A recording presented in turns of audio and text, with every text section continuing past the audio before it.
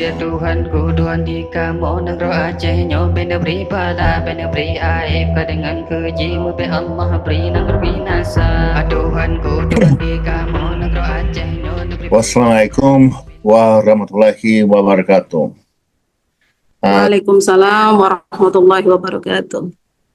Saya senang sekali bisa hadir kali ini dan untuk membagi beberapa ilmu, beberapa pandangan dari lebih dari 30 tahun meneliti di Indonesia. Saya mau share screen.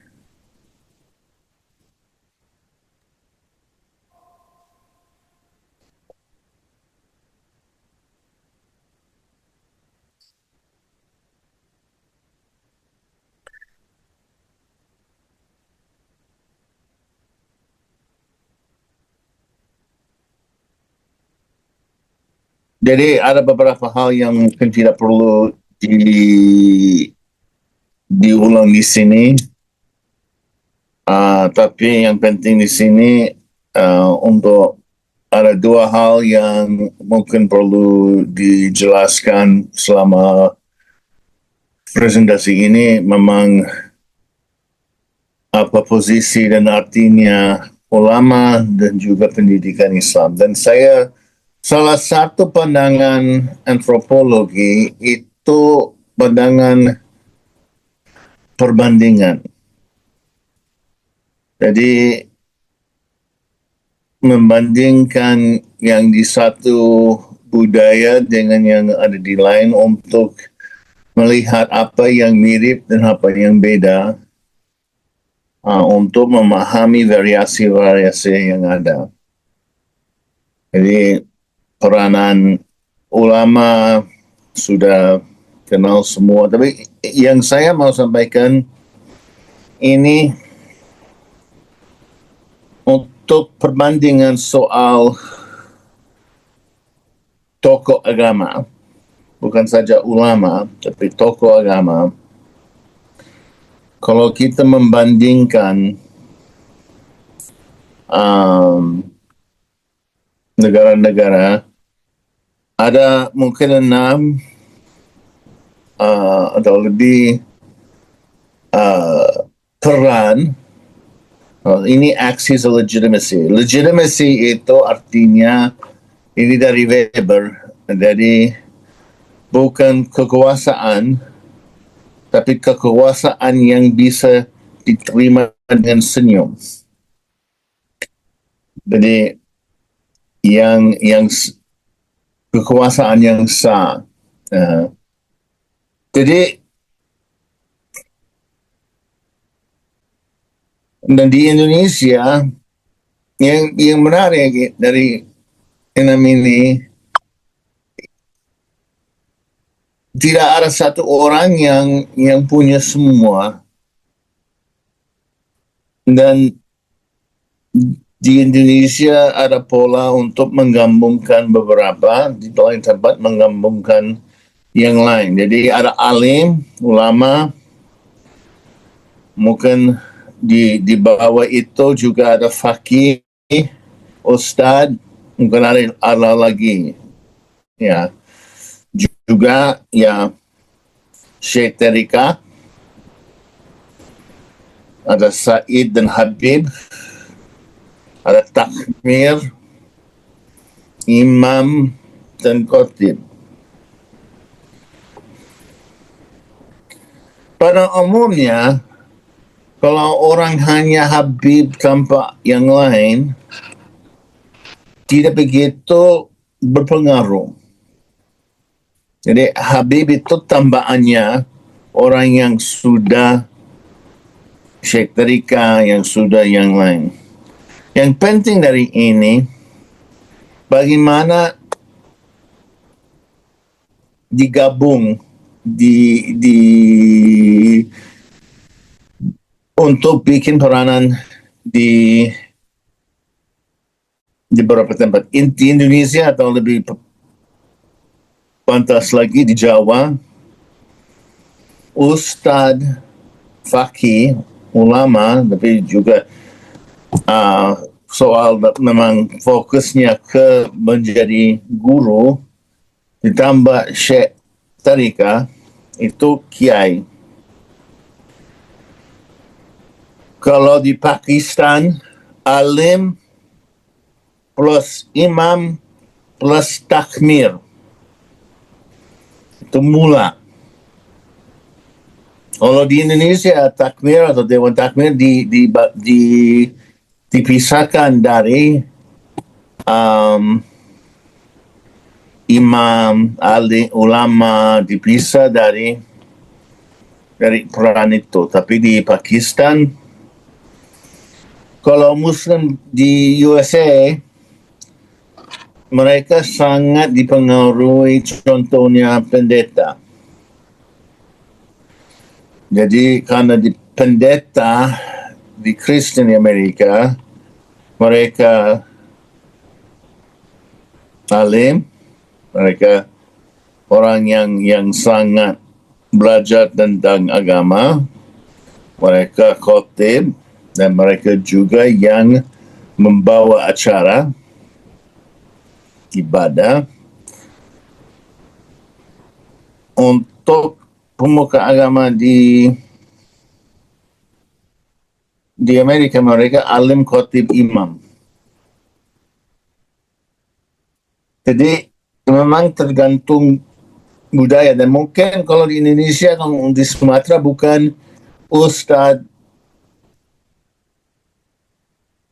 plus syekh tarikat, karena saya tahu ada istilah beda dengan kiai di sana. Ada yang pakai ustadz, ada yang pakai tungguru.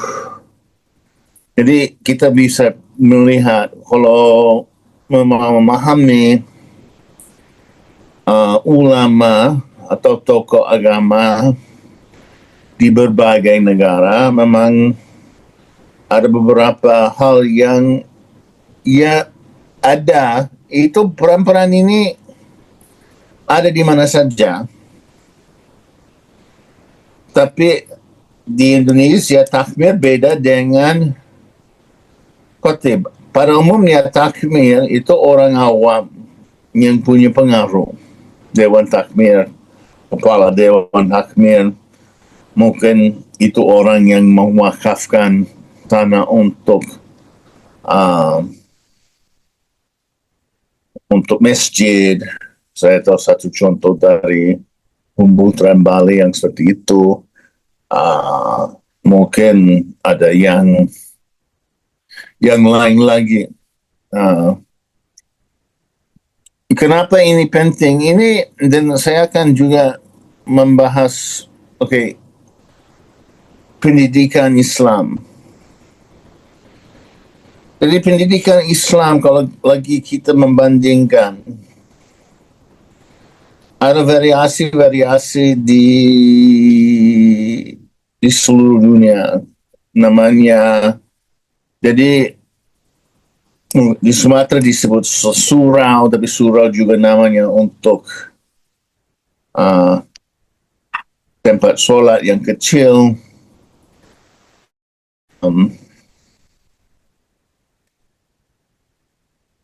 Yang di Thailand, di Malaysia, ya dinamakan pondok, di pondok pesantren.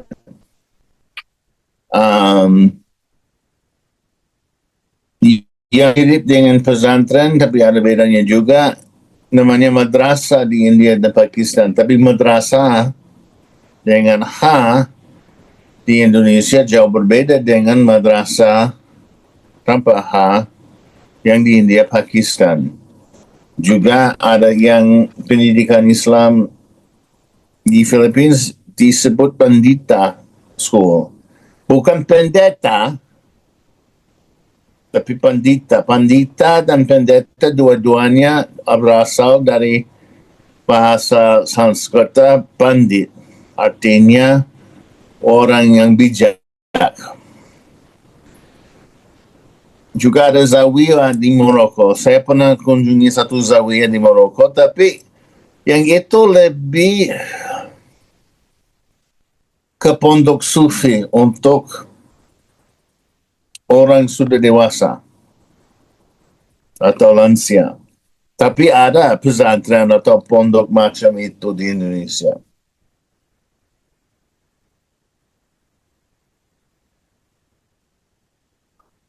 Ini penting karena saya pernah bicara dengan teman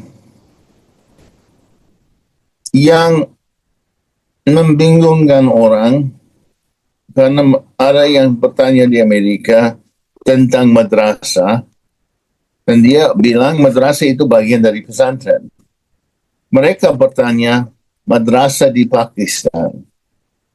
Madrasah di Pakistan tidak ada hubungan dengan macam pondok. Apakah mereka memang semacam pondok, tapi bukan bagian, tidak seperti madrasah. Jadi ini istilah-istilah yang ada variasi artinya. Jadi untuk membandingkan dan memahami apa yang mirip atau beda, kita boleh lihat beberapa soal. Kitab yang dipakai. Jadi masih pakai kitab kuning, kitab Jawi. Tapi jangan lupa kitab Jawi ada beda artinya. Jadi di Thailand, di Malaysia, mereka pakai kitab Jawi. Bedanya dengan kitab kuning pakai Jawa Pegong. Tapi kitab Jawi itu memang tulisan Arab, tapi bahasanya Melayu.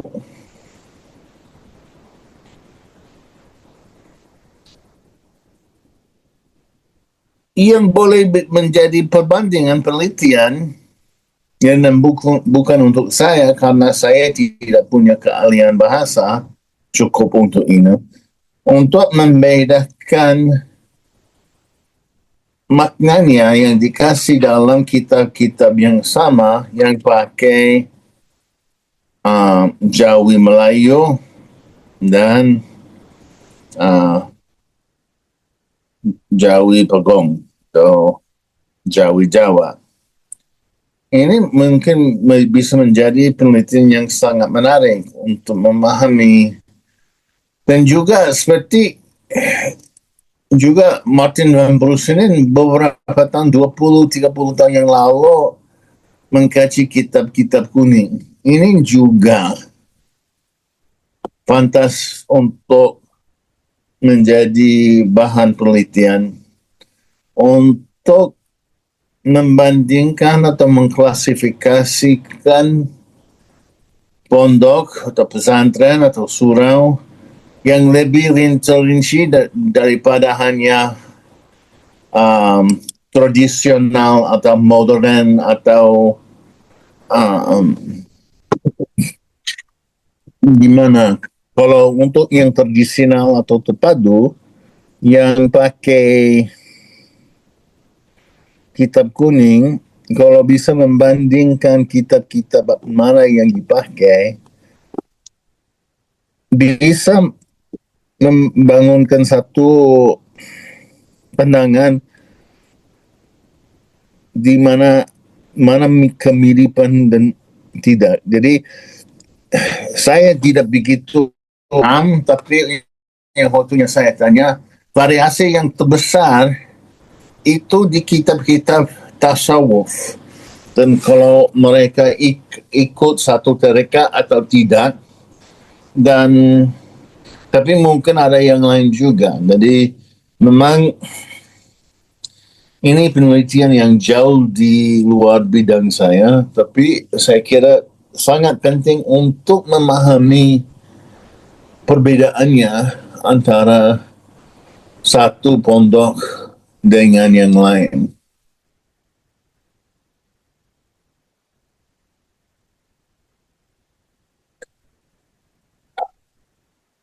Yang juga menarik, dan ini kesimpulan dari penelitian-penelitian saya selama 30 tahun, soal modernisasi Jadi ada secular education yang mulai seawal 1930, tapi iring sudah menambah matematika dan segala macam. Saya tahu mungkin ada yang akan bertanya kenapa membedakan pendidikan umum dan pendidikan agama, tidak ada perbedaan dalam Islam. Tapi ternyata dalam sejarah Islam ada yang pendidikan yang boleh diajarkan di dalam masjid dan yang harus diajarkan di Serambi. Jadi kita bisa membedakan kalau tidak suka ilmu agama, ilmu umum, bisa membedakan ilmu dalam masjid dengan ilmu Serambi. Yang menarik dengan menambah pendidikan pemerintah itu mulai ada tantangan pesantren tidak semua pesantren lagi mampu untuk mencetakkan kadar ulama. Dan salah satu percobaan untuk memperbaiki itu memang penciptaan yayasan. Tapi dalam 25 tahun yang terakhir ini, IAIN sudah boleh dikatakan mission creep, mulai pandangan yang lebih luas dan menambah pendidikan-pendidikan yang tidak tradisional lagi, dan sudah sejak tahun 90-an ada yang pikir IAIN dan WIN tidak semuanya, ada yang bisa, tidak semuanya berhasil untuk mencetak kadar ulama. Belakangan, jadi juga mulai 95 saya sempat kunjungi Madhar Ali yang pertama di Situbondo, waktunya baru mulai saat peresmian.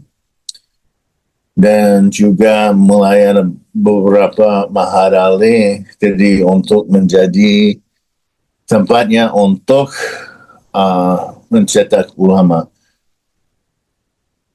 Karena yang penting, dan ini sudah dikenal di kalangan pesantren, kalangan pondok sejak tahun 90-an, mungkin sebelum itu, bahwa tidak semua lulusan pesantren dan lulusan IAIN mau menjadi ulama, pantas untuk menjadi ulama, dan kalau semua lulusan pesantren maupun MUIN jadi ulama, akan lebih banyak ulama daripada yang diperlukan masyarakat. Jadi mereka tidak bisa cari nafkah karena jumlahnya, posisinya orang yang dibutuhkan tidak mencukupi jumlahnya lulusan. Yang juga menarik dengan yang jadi di IAIN, apa yang disebut dengan pengetahuan atau ilmu Islam. Dan apakah ilmu umum harus diislamkan? Jadi matematika Islam? Apakah ada matematika Islam? Atau accountancy Islam? Atau untuk macam accountancy, itu cukup accountancy berdasarkan akhlak dan etika Islam. Matematika atau ilmu fisika perlu diislamkan atau hanya moralitas dan etika ilmuwan yang didasarkan Islam, tapi ilmunya memang ilmu umum. Karena yang menjadi masalah dan dunia ini belajar dari pembikinan bom atomik, ilmu pengetahuan hanya bertanya apakah bisa, tidak pernah bertanya seharusnya dilakukan. Hanya tanya bisa dilakukan. Nah, jadi pentingnya untuk pendidikan agama manapun untuk menambah soal etika. Oke. Dan untuk karung theoretical, saya lihat bahwa tradition dan modernity itu dua pihak satu koin, satu logam. Dengan artinya begini, sudah lama di bidang antropologi kita bilang tradisi itu sesuatu yang dibayangkan, diimajinasikan. Jadi sarong di Indonesia diimajinasikan sebagai pakaian-pakaian yang paling Islami. Tapi nggak ada di Arab. Jadi karena menemui syaratnya, ambil kearifan lokal untuk menjadi tradisi. Dan nggak ada salahnya dengan itu. Juga saya pikir modernitas bisa seperti itu dan bisa karena bisa dibayangkan apa modernitasnya, apa artinya modernitasnya, itu bisa diislamisasi lewat leadership, lewat pendidikan. Karena kalau ada yang menolak di sini, ada yang menolak semua yang modern, silakan tutup Zoom-nya sekarang. Memang soal modern yang teknologi dari barat tidak jelas bahaya, bisa berbahaya, tapi bahaya bukan di alat teknis, tapi cara menggunakannya. Jadi untuk membayangkan modernitas yang Islami cukup untuk pikir tentang bagaimana caranya didasarkan etika dan akhlak Islam. Juga satu yang saya pernah menulis tentang memang di kalangan pondok, kalangan pesantren sangat fokus ke tolerance atau bisa fosters itu artinya bisa menanamkan rasanya tolerance dan dialog itu karena memang ada tradisi tasawuf dan juga tradisi untuk agama sebagai sesuatu yang ada tanggung jawab setiap manusia. Jadi kalau orang dosa, mereka harus mengatur dosa dengan Allah sendiri. Bukan tugas untuk yang lain atas keyakinan. Jadi yang seperti dikatakan Nurul Majid, Abdul Rahman Mahid, dan banyak yang lain di tokoh-tokoh agama dulu. Ya, partai Nurul Majid, partai Islam negara Islamic Society. Jadi yang menarik dari itu, di Indonesia ini selama ini memang fokusnya tidak untuk memaksakan orang yang sudah Muslim untuk melaksanakan ibadah, tapi membawa keyakinan. Nah, ini caranya pendidikan dan membimbing umat Islam yang mungkin kalau bukan unik, mungkin unik, kalau bukan unik, masih bisa dicontohkan untuk tempat-tempat yang lain. Jadi, ini kesimpulannya, pendidikan Islam di Indonesia dinamik dan adaptif, ulama sangat sentral peranan, pendidikan penting dalam navigating modernity, nationalism, dan Islam. Dan juga saya sampaikan sedikit tentang bagaimana kita bisa membandingkan yang ada di Indonesia dengan di tempat-tempat yang lain, dan ya harus sadar bahwa mungkin pakai istilah yang sama tapi artinya berbeda, atau istilah berbeda tapi artinya yang sama. Jadi kita harus lihat lebih dalam untuk yang mirip dengan yang ada di Indonesia dan yang beda dengan yang ada di Indonesia di lain tempat.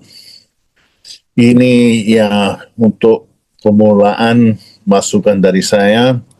Semoga bermanfaat, atau yang sering dikatakan di beberapa gerakan yang saya pernah ikut, ambil yang berguna dan buang yang tidak berguna. Dan terima kasih untuk perhatian.